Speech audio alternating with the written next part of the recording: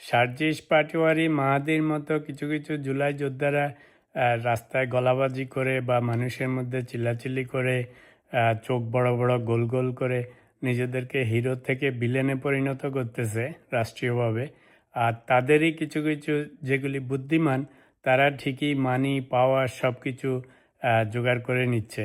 খেয়াল করে দেখেন, সার্জিস পাটোয়ারিরা সারাক্ষণ গলাবাজি করাতে প্রত্যেকের ওদের যে কথা বলার ধরন বা অন্যান্য আরও যে কয়েকজন নারী নেত্রী বা অন্যান্য শিবিরের যেগুলি সাংঘাতিক রকমের গলাবাজি করতেছে, আস্তে আস্তে এদের রেপুটেশনও নষ্ট হচ্ছে।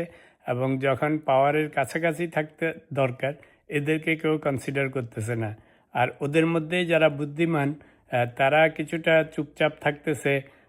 এদেরকে লেলায় দিয়ে পিছন দিয়ে ওনারা ফলভোগ করতেছে। এই যে নাহিদ, আসিফ, তারপরে আরও যতগুলি ছিল, এরা দেখেন ঠিকই ক্ষমতাও বাগায় নিছে, উপদেষ্টা হয়েছিল, পরবর্তীকালে এখন এমপি হচ্ছে, তারপরে এই মানিও কামায় নিছে।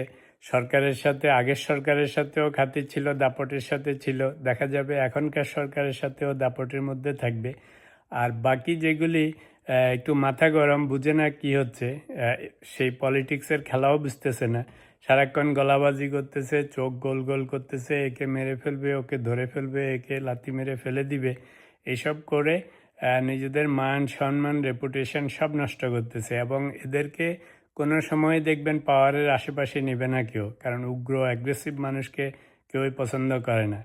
তো দেখা যাচ্ছে যে এই সমস্ত ইয়াং ছেলেপেলে বুঝতেছে না, এদেরকে ইউজ করে এনসিপি সেন্ট্রাল লিডাররা যারা বুদ্ধিমান বেশি, তারা ক্ষমতা ভোগ করতেছে, নিজেদের আখের গুছায় নিচ্ছে। জামায়াতওয়ালারাও এদেরকে ইউজ করে বড় বড় নেতারা ওনাদের আখের গুছায় নিচ্ছে। আর এরা বেচারা রাস্তাঘাটে যে সমস্ত পুলিশের সাথে, মানুষের সাথে, সাংবাদিকদের সাথে, সরকারের সাথে মিসবিহেভ করে, এটা করব সেটা করব করে নিজেদের লাইফও নষ্ট করতেছে, রেপুটেশনও নষ্ট করতেছে। তো সার্জিস পাটোয়ারিদেরকে বলবো, বা তোমাদের মতো আরও যারা সমন্বয়কারী জুলাই যোদ্ধা আছে, পাওয়ার সবসময় অ্যাগ্রেসিভ অ্যাটিটিউড দিয়ে হয় না, সবসময় গলাবাজি করে পাওয়ারফুল হওয়া যায় না। পাওয়ারফুল হইতে গেলে বলে না, লোহা যখন গরম তখন স্ট্রাইক করতে হয়। নাহিদের দিকে তাকায় দেখো, আসিফের দিকে তাকায় দেখো, এরা কেমন করে কায়দা করে দেখো সুন্দর করে। সে সময় যে ক্ষমতা, যখন ইন্টারিম গভর্নমেন্ট ফর্ম করে, তোমাদেরকে ডাকে নেই। বুঝতে পারতেছো না কেন ডাকে নেই? এখনও তোমাদের কাজ কারবারে দিনে দিনে তোমাদেরকে আরও ভিলেন বানানো হচ্ছে, এবং এনসিপিওয়ালারাও তোমাদেরকে ইউজ করে নিজেদের আখের গুছায় নিচ্ছে। জামায়াতওয়ালারাও শিবিরদের সামনের সারিগুলি, এনসিপির এগুলিকে লাগিয়ে দিয়ে সৃষ্টি করে ওনাদের আখের গুছায় নিচ্ছে।